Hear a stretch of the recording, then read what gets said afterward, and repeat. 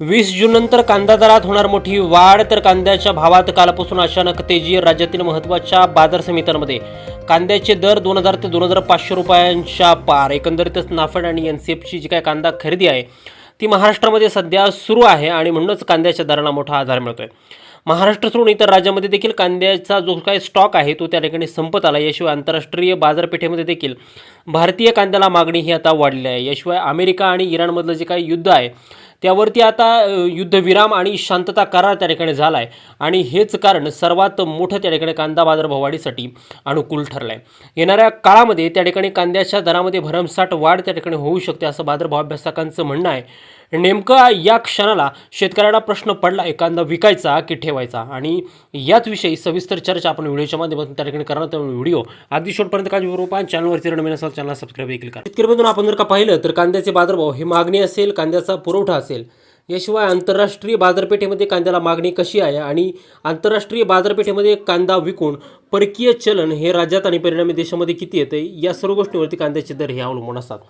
कांद्याचं सध्याचे जे काही बाजारभाव जर पाहिले तर लासलगाव असेल, पिंपळगाव, बसवंत असेल, सोलापूर असेल, चांदवड असेल, सटाणा असेल, कळवण असेल, अशा महत्त्वाच्या बाजार समित्यांमध्ये कांद्याला जवळपास 2000 ते 2500 रुपयाच्या दरम्यान सध्याला चांगल्या कांद्याला दर मिळत आहे.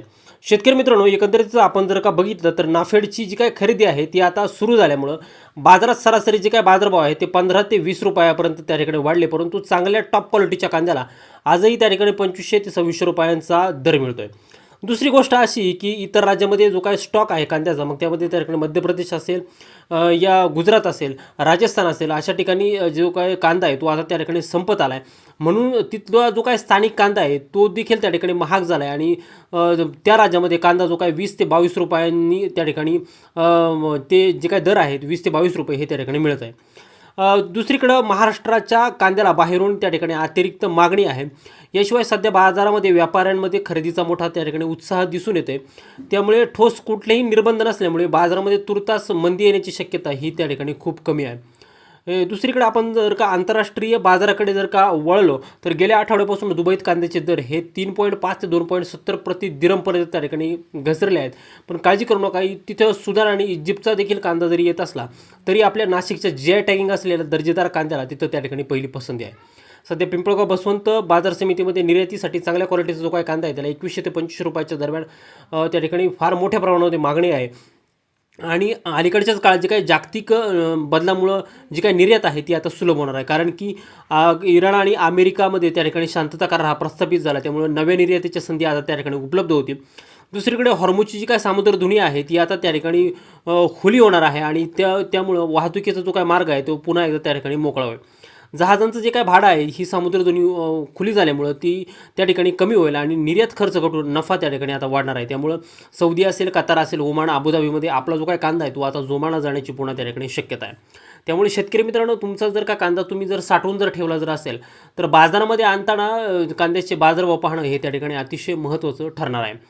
परंतु तेजीचा जो दुसरा जो काय पैलू किंवा दुसरी जी काय गोष्ट आहे तो म्हणजे हवामान. महाराष्ट्रामध्ये सध्या जूनचा 15वाडा उलटला जरी असला तरी अजून पाऊस त्या ठिकाणी झालेला नाही. कृषी विभागानं त्या ठिकाणी कडक चेतावणी दिली की जमिनीमध्ये 100% ओलावा मिळाल्याशिवाय खरीप कांद्याची त्या ठिकाणी पेरणी करू नका. नाशिक पट्ट्यात अजूनही खरीप कांद्याची पेरणी त्या ठिकाणी शून्य आहे. पावसामुळे पुढील जो काय हंगामातील कांद्याचा साठा आहे तो कमी होणार आहे त्या ठिकाणी स्पष्ट आहे. आणि याच कारणामुळे जूनच्या अखेरीमध्ये कांद्याच्या दरामध्ये एक नॅचरल आणि नैसर्गिक तेजी ही येणं अजून त्या ठिकाणी बाकी आहे.